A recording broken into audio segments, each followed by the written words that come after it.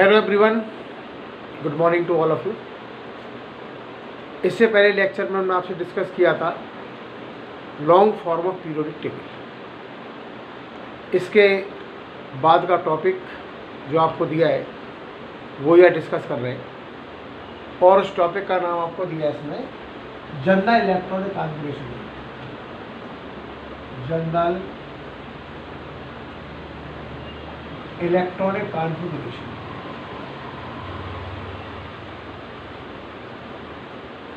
General के लिए अपन block wise कर सकते हैं, S block, P block, D block and F block. सबसे पहले देखिए इसमें, जैसे भाई अगर आपको दिया है ग्रुप फर्स्ट, तो इसमें आउटर मोस्ट इलेक्ट्रॉन कितने आएंगे? 1। इसका जनरल इलेक्ट्रॉनिक कॉन्फ़िगरेशन कितना बन जाएगा आपस में? NS1। तो जनरल जो हमारे पास होता है, जनरल इलेक्ट्रॉनिक कॉन्फ़िगरेशन कह सकते हैं, पूरे ब्लॉक का होता है। ये किसी पर्टिकुलर एलिमेंट का नहीं होता है। हमने आपसे कह दिया जैसे group first, hydrogen, lithium, sodium, potassium, rubidium, caesium, francium. अगर कोई सा एलिमेंट होगा तो इसके आउटर मोस्ट पे इलेक्ट्रॉन कितने आएंगे? 1 आएंगे। और जब 1 आएंगे तो कह सकते हैं इसका general electronic configuration of outer most orbit कितना बनेगा? इसका NS1। NS1 किसी पर्टिकुलर एलिमेंट का नहीं है। इन द सेम कंडीशन, अगर आपने लिया ग्रुप सेकंड, ग्रुप सेकंड में आउटर मोस्ट इलेक्ट्रॉन कितने बनते हैं? 2। तो आपका जो बनता है ग्रुप सेकंड का, इसमें आपस में ग्रुप सेकंड के लिए आपका जनरल इलेक्ट्रॉनिक कॉन्फ़िगरेशन कितना बन जाएगा? यहाँ पर NS2। और एस ब्लॉक में आपके 2 ग्रुप आते हैं, फर्स्ट एंड सेकंड। अगर आपका ग्रुप 2 का एलिमेंट होगा तो 2 इलेक्ट्रॉन आएंगे, और उसका जो जनरल बनता है इसमें यहाँ पर जनरल कितना बनेगा? इसका यहाँ पर NS2। अब बात करते हैं एस ब्लॉक। अगर हमारे पास आपको लिखना है एस ब्लॉक, आप लिखेंगे जनरल इलेक्ट्रॉनिक कॉन्फ़िगरेशन। तो एस ब्लॉक का कितना हो जाएगा यहाँ पर? NS1 से 2। तो NS1 भी आ गया, इसमें NS2 आ गया। तो एस ब्लॉक का कॉमन कितना बनता है? NS1 to 2। इसी तरीके से अगर आपको दिया है पी ब्लॉक, पी ब्लॉक के अंदर आपके ग्रुप कितने आते हैं? 13 to 80। अगर आपको दिया है ग्रुप 13, इसमें आप निकालेंगे outer most electron. Outer most electron कितने बनेंगे? 3। देखिए पी ब्लॉक के लिए ट्रिक होती है, अगर आपको निकालने आउटर मोस्ट इलेक्ट्रॉन तो क्या कर सकते हो? ग्रुप नंबर में से 10 माइनस करो। आपको दिया 13 ग्रुप, आपने 10 माइनस करे तो आउटर मोस्ट में कितने इलेक्ट्रॉन बनते हैं? यहाँ पर 3।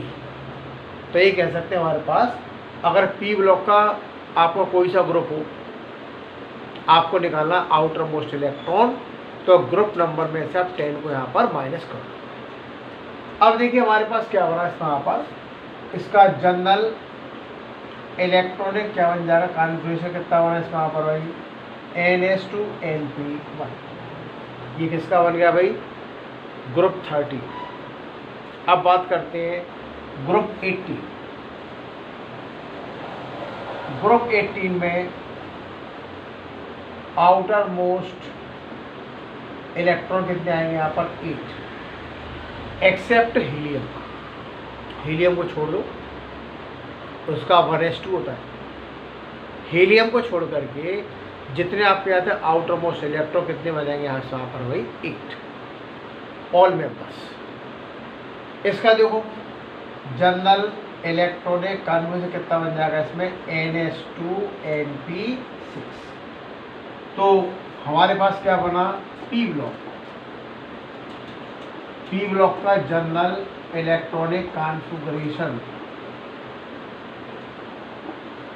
कितना बनेगा? इसका यहाँ पर जो है NH2NP126, क्योंकि P ब्लॉक स्टार्ट कहाँ से हुआ, NH2NP1 से, और ख़त्म कहाँ पर होता है, NH2NP6। तो ये ध्यान रखना हमारे पास भाई, जो P ब्लॉक होता है, ये P ब्लॉक ग्रुप 13 से स्टार्ट हुआ, 18 पर क्या हुआ, फिनिश हुआ। 13 कितना दिया है, NH2NP1, 18 कितना है, NH2NP6, दोनों में NH2 क्या हो गया, कॉमन। तो जब NH2 यहाँ पर कॉमन रहेगा वहाँ पर, कितना बचा, NP1 से कितना, NP6, तो यहाँ पर कितना हो जाएगा, NH2NP126। अब देखिए इसमें यहाँ पर आता है एटॉमिक रेडियस। एटॉमिक रेडियस क्या होती है, न्यूक्लियस का सेंटर, और यहाँ पर आपको दिया है इलेक्ट्रॉन, वो भी कौन सा, आउटर मोस्ट। तो न्यूक्लियस के सेंटर से आउटर मोस्ट इलेक्ट्रॉन की डिस्टेंस, ये कह सकते हैं the distance from the centre of the nucleus to the outermost electron, और this distance is called the atomic radius. तो न्यूक्लियस का क्या होगा, सेंटर होगा, आउटर मोस्ट क्या होगा, इलेक्ट्रॉन होगा। तो न्यूक्लियस के सेंटर से आउटर मोस्ट इलेक्ट्रॉन, इसके बीच की जो डिस्टेंस होगी, it is called the atomic radius. अब देखिए इसमें भाई, अगर देखिए इसमें ये होती है periodic property, and the property which is repeated after a regular interval of time. ऐसी प्रॉपर्टी होती है जो एक डेफिनेट टाइम के बाद रिपीट होती है, उस प्रॉपर्टी का नाम होता है पीरियोडिक प्रॉपर्टी। अब देखो इसमें क्या हुआ भाई, हमको जितनी प्रॉपर्टी पढ़नी है, पहली उसकी डेफिनेशन, दूसरा variation in the periodic table, और तीसरा आता है फैक्टर, और फोर्थ रिलेटेड क्वेश्चन, एक्सेप्शनल और बेस्ड ऑन द प्रॉब्लम। तो किसी प्रॉपर्टी के लिए आपको बेसिकली आपकी 4 थिंग्स है। पहले उसकी डेफिनेशन होती है, इसके बाद आएगा वेरिएशन। वेरिएशन आपको 2 तरह से पढ़ना है, group wise and period wise. अगर ग्रुप वाइज होगा तो टॉप टू बॉटम होगा, पीरियड वाइज होगा तो लेफ्ट टू राइट होगा। तीसरा पढ़ना है इसका फैक्टर, कि जो प्रॉपर्टी है वो प्रॉपर्टी कौन कौन से फैक्टर पर डिपेंड करती है। और लास्ट में आते हैं उसके रिलेटेड क्वेश्चन और एक्सेप्शनल क्वेश्चन। सबसे पहली प्रॉपर्टी आपको दी है एटॉमिक रेडियस। डेफिनेशन क्या बनी, the distance from centre of the nucleus to the outermost electron. अब देखिए इसके बाद आती है इसके भाई वेरिएशन। वेरिएशन में क्या करोगे, इस वहाँ पर ग्रुप के अकॉर्डिंग क्या होता है, यहाँ पर टॉप टू बॉटम रेडियस क्या होगी, इंक्रीज, और पीरियड और लेफ्ट टू राइट रेडियस क्या होती है, डिक्रीज। तो ये ध्यान रखना इसमें क्या होती है, अगर आप ग्रुप में जाएंगे टॉप टू बॉटम, तो टॉप टू बॉटम में एटॉमिक रेडियस क्या होगी, इंक्रीज होगी। अगर जाते हैं पीरियड में तो लेफ्ट टू राइट कह सकते हैं क्या होती है यहाँ पर, वो डिक्रीज। अब बात करते हैं कह सकते हैं भाई कौन कौन से इसके क्या होती है यहाँ पर फैक्टर।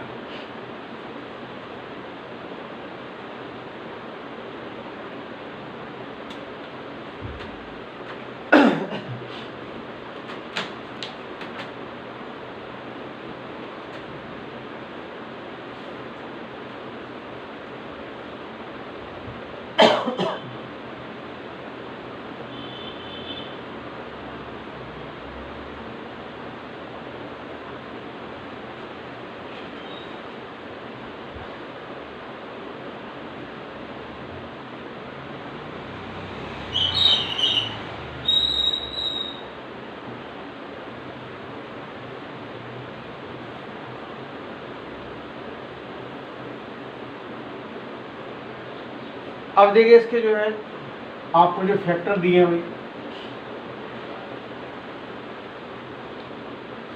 पहला जो उसका फैक्टर आपको आता है वो होता है number of cell.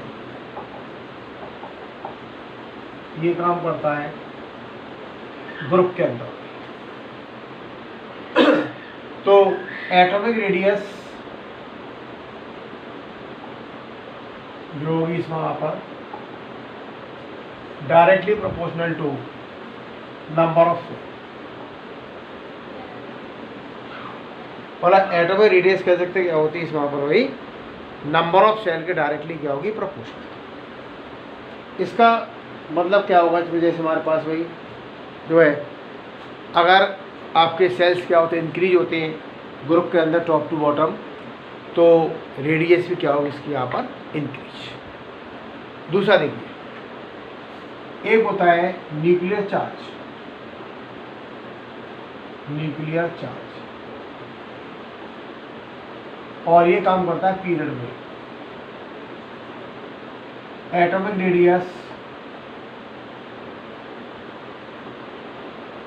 Inversely proportional to nuclear charge. जितना न्यूक्लियर चार्ज हाई होगा उतनी कह सकते हैं electrons are attracted towards the nucleus, और जब इलेक्ट्रॉन न्यूक्लियस के साइड में अट्रैक्ट होंगे तो डिस्टेंस क्या होगी, डिक्रीज। तो न्यूक्लियर चार्ज का जो फैक्टर होता है ये कहाँ काम करता है, ओनली इन द पीरियड। और दूसरा आपको दिया है नंबर ऑफ सेल, ये कहाँ काम करता है, ओनली इन द ग्रुप। तो ये कह सकते हैं atomic radius directly proportional to number of shells in the group, and atomic radius inversely proportional to the nuclear charge only in the period. इतना क्लियर। इसके बाद देखो भाई, एक टॉपिक और समझिए इसमें यहाँ पर, और उस टॉपिक का आपको नाम दिया है वो है कोवलेंट रेडियस।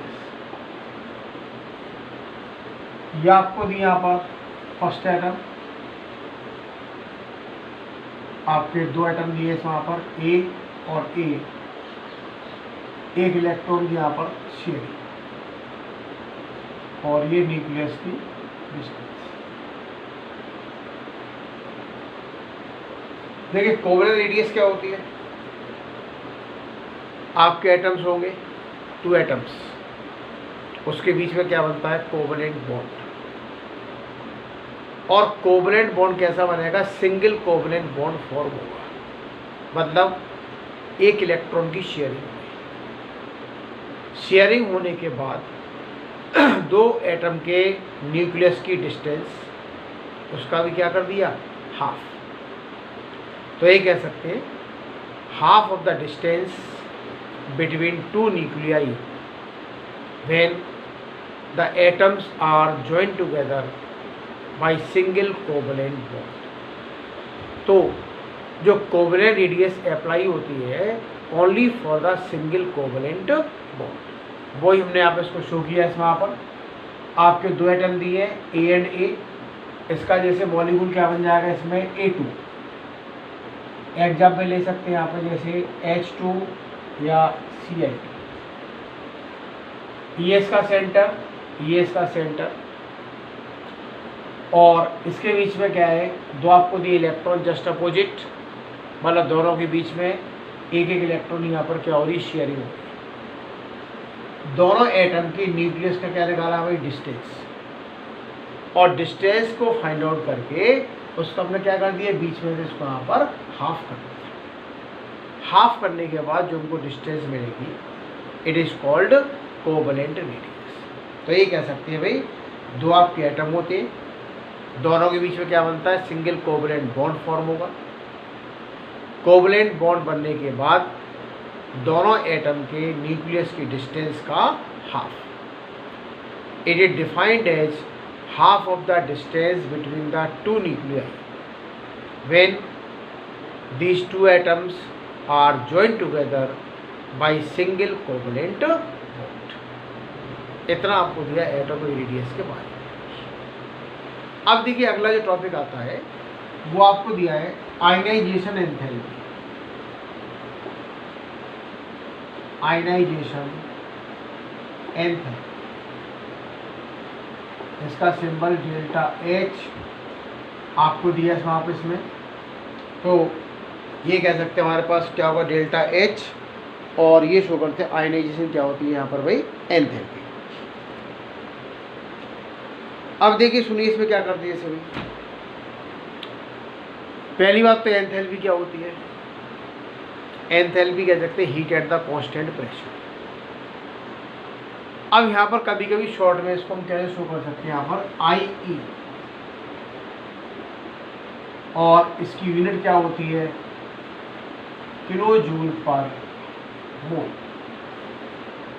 सबसे पहले इस टर्म का मीनिंग क्या होता है, इसका मतलब ये होता है अगर कोई भी एटम गैस की स्टेट में होगा और आइसोलेटेड होगा, आइसोलेटेड माने single atom in the ground state, atom क्या है, आइसोलेटेड है, गैस की स्टेट में है और ग्राउंड स्टेट में है। करना क्या है अभी, उस एटम से आपको इलेक्ट्रॉन को रिमूव करना है। एटम में से जो इलेक्ट्रॉन है इसको रिमूव करते हैं।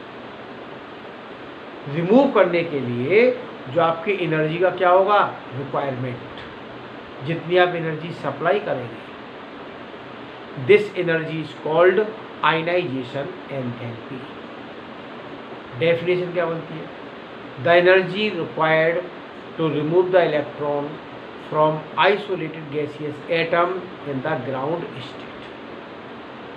पहली बात तो एटम क्या कह सकते हैं भाई, आइसोलेटेड होता है, गैस की स्टेट में होता है, उसमें से इलेक्ट्रॉन क्या करते हैं, रिमूव करते हैं, then we have to supply the energy, और जितनी एनर्जी सप्लाई करेंगे एटम में से इलेक्ट्रॉन निकालने के लिए, इलेक्ट्रॉन को रिमूव करने के लिए, this energy is called ionisation enthalpy. I again repeat the definition, the amount of energy required to remove the electron from isolated gaseous atom, और इसकी यूनिट क्या शो करते हैं, किलो जूल पर मोल।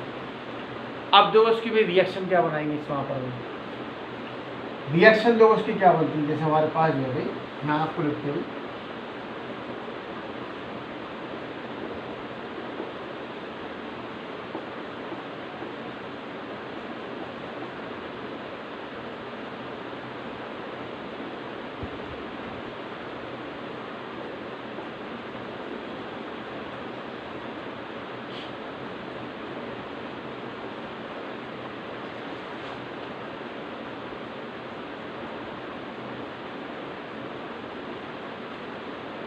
देखो भाई हमने लिखा है इसमें IE1, IE2, IE3।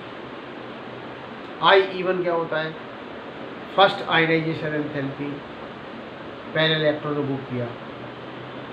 IE2 क्या होगा, सेकंड आयनाइजेशन एंथैल्पी, हमने सेकंड इलेक्ट्रॉन क्या किया, इसको रिमूव किया। और IE3 होता है थर्ड आयनाइजेशन एंथैल्पी। इन रिएक्शन पहले आप ध्यान से देखिए,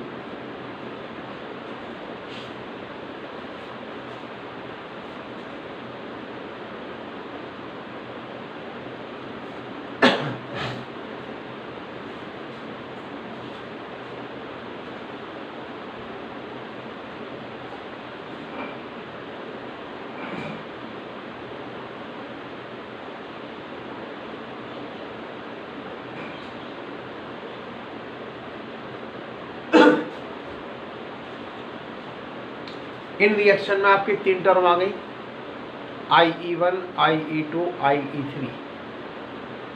IE1 क्या बता रहा है, फर्स्ट आयनाइजेशन एंथैल्पी, या पहले इलेक्ट्रॉन रिमूव करते हैं। IE2 का मतलब आप दूसरा इलेक्ट्रॉन रिमूव करते हैं, और IE3 का मतलब आप थर्ड इलेक्ट्रॉन को रिमूव करते हैं। First, second and third ionisation enthalpy. अब देखो इसमें इसकी ऑर्डर क्या बनेगा इसका भाई, IE3 ग्रेटर देन क्या हो गया, IE2 ग्रेटर देन IE1। मतलब थर्ड वाले की जो होगी एंथैल्पी वैल्यू सबसे हाईएस्ट होगी और फर्स्ट वाले की सबसे लोएस्ट। ऐसा क्यों होता है, थर्ड वाला जो आप इलेक्ट्रॉन रिमूव करते हैं वो आयन में से करते हैं, और जो फर्स्ट इलेक्ट्रॉन रिमूव करते हैं वो एटम में से करते हैं। And ion is more stable than the atom, मतलब आयन और एटम में से आयन इज मोर स्टेबल। अब देखो सुनो भाई, इसके आते हुए वेरिएशन। अगला जो आता है इसमें कह सकते हैं variation in the periodic table. Variation in periodic table, तो पहले किसमें देखते हैं यहाँ पर ग्रुप और फिर आता है पीरियड। ग्रुप की स्टडी टॉप टू बॉटम, और टॉप टू बॉटम में ये क्या होगा, डिक्रीज। पीरियड की स्टडी लेफ्ट टू राइट, ये क्या होती है आपस में इंक्रीज। तो वेरिएशन वही है आपका ग्रुप के अकॉर्डिंग, पीरियड के अकॉर्डिंग। ग्रुप में जाएंगे top to bottom, ionisation enthalpy decrease. अब जाते हैं पीरियड में। पीरियड में कैसे आएंगे, left to right, ionisation enthalpy increase. पहली डेफिनेशन हो गई। दूसरा वेरिएशन। अब बात करते हैं तीसरे पॉइंट की, यहाँ पर इसमें फैक्टर। पहला आपको दिया है फैक्टर आता है एटॉमिक साइज। तो ionisation enthalpy inversely proportional to atomic size. बोला जितना एटॉमिक साइज लार्ज होगा, रेडियस ज़्यादा होगी, उतनी आयनाइजेशन एंथैल्पी क्या होगी, कम होगी। ऐसा क्यों हुआ? जब साइज बड़ा होगा तो अट्रैक्शन फोर्स कम होगा। जितना एटम का साइज बड़ा होता है, अट्रैक्शन फोर्स उतना ही कम होता है। और जितना अट्रैक्शन फोर्स कम होगा, इलेक्ट्रॉन इजीली रिमूव, और जब इलेक्ट्रॉन इजीली रिमूव होगा, then we have to supply a small amount of energy. दूसरा, एक होता है आपका न्यूक्लियर चार्ज। इसमें क्या हुआ, ionisation enthalpy directly proportional to हो गया न्यूक्लियर चार्ज। जितना न्यूक्लियर चार्ज हाई होगा, उतनी आयनाइजेशन एंथैल्पी क्या होगी, हाई होगी। और न्यूक्लियर चार्ज हाई होने का मतलब है कि size is very small, size decrease. Size decrease होगा तो अट्रैक्शन फोर्स क्या होगा, बहुत हाई होगा। तो ionisation enthalpy directly proportional to nuclear charge. पहला कितना देखिए इसको,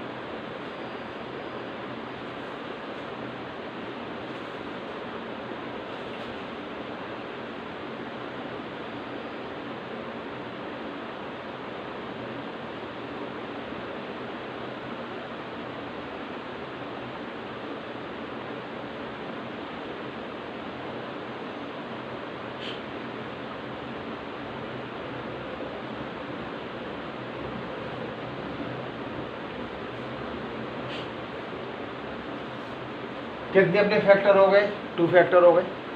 पहला फैक्टर एटॉमिक साइज और दूसरा फैक्टर न्यूक्लियर चार्ज। अब देखिए अगला फैक्टर कौन सा होगा।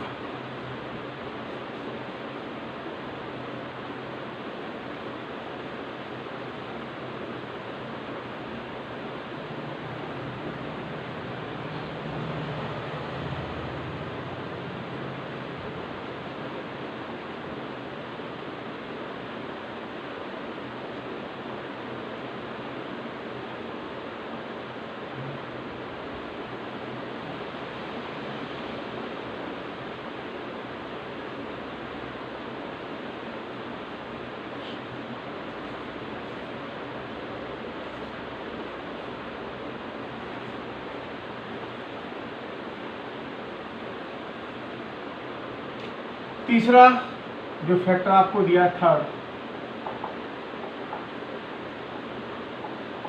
Position of electron, SPDF। जो इलेक्ट्रॉन रिमूव करते हैं वो कहाँ से रिमूव करते हैं, किस सबसेल से रिमूव करते हैं। अगर आप S से रिमूव करते हैं तो S electron is very close to the nucleus. अगर F से रिमूव करते हैं it is very far away from the nucleus. हमने आपको बताया था इलेक्ट्रॉनिक कॉन्फ़िगरेशन में सबसे पहले स्टार्टिंग कहाँ से होती है, S से होती है। तो S वाले के लिए न्यूक्लियस के पास में होगा, अट्रैक्शन फोर्स का भी क्या होगा, हाई होगा। इसलिए S के लिए आयनाइजेशन एंथैल्पी क्या होगी, सबसे हाईएस्ट होगी, और F के लिए क्या होगी, सबसे लोएस्ट। एक और जो फैक्टर इसमें आता है वो आपको दिया है, इसमें आता है इलेक्ट्रॉनिक कॉन्फ़िगरेशन। इलेक्ट्रॉनिक कॉन्फ़िगरेशन,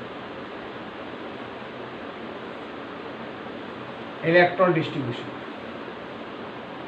कहीं पर आपको दिया हो हाफ फील्ड और या दिया हो फुल फील्ड ऑर्बिटल। आपने इलेक्ट्रॉन जैसे डिस्ट्रीब्यूट किया एसपीडीएफ में, हाफ फील्ड का मतलब एग्जैक्टली हाफ इलेक्ट्रॉन होनी चाहिए। जैसे पी में कितने आते हैं, 6 आती है। अगर आपको आ गया P3 तो वो हाफ फील्ड होगा, P6 फुल फील्ड होगा। फॉर एग्जाम्पल डी आपका 10 आ गया तो फुल फील्ड है, और डी में इलेक्ट्रॉन 5 आ रहे तो क्या होगा, वो हाफ फील्ड होगा। आपका पी में 1 इलेक्ट्रॉन, 2 इलेक्ट्रॉन, 4 एंड 5 इलेक्ट्रॉन, वो ना तो हाफ फील्ड है ना वो फुल फील्ड है। And half filled and full filled orbital are more stable as compare to the other. दूसरे के कंपेयर में हाफ फील्ड और होते हैं फुल फील्ड होते हैं, they are more and more stable. इसी फैक्टर के बेस पर एक्सेप्शन क्वेश्चन फॉर्म होते हैं। देखिए इसका यूज करना, आपसे कह दिया भाई ionisation enthalpy of beryllium is greater than boron. इसका पूछते हैं रीजन। अगर आप चेक करते हैं भाई तो लिथियम, बेरिलियम, बोरोन, आप जा रहे हैं left to right. Common factor क्या होता है, पीरियड में इंक्रीज होती है। यहाँ पर क्या आ गया, एक्सेप्शन आ गया, और एक्सेप्शन किसका आ गया, beryllium and boron. Electron distribute करेंगे यहाँ पर, बी का नंबर 4 से कितना हो गया, 1s2 2s2, और बोरोन 5 से कितना हुआ, 1s2 2s2 2p1। एक्सेप्शन के जो केस होते हैं कैसे कर सकते हैं, with the help of electronic configuration. अब देखो क्या दिया है, बेरिलियम इसमें आ रहा है 2s2, बोरोन कितना आ रहा है 2p1। दोनों में से मोर स्टेबल कौन सा है, 2s फुल फील्ड है तो 2s2 लिखा है, 2p1 ना तो हाफ फील्ड है ना फुल फील्ड है, तो दोनों में से मोर स्टेबल कौन सा होगा, 2s2 is more stable than the 2p1। और जब मोर स्टेबल होगा then ionisation enthalpy of beryllium is higher than the boron. तो फैक्टर का यूज करते हुए कई बीच में एक्सेप्शन के क्वेश्चन आते हैं, इनको भी आपको अलग से ध्यान रखना है। यहाँ पर कॉमन पॉइंट को फॉलो नहीं करें। आज आप इतनी इसको यहाँ पर रिवाइज करें।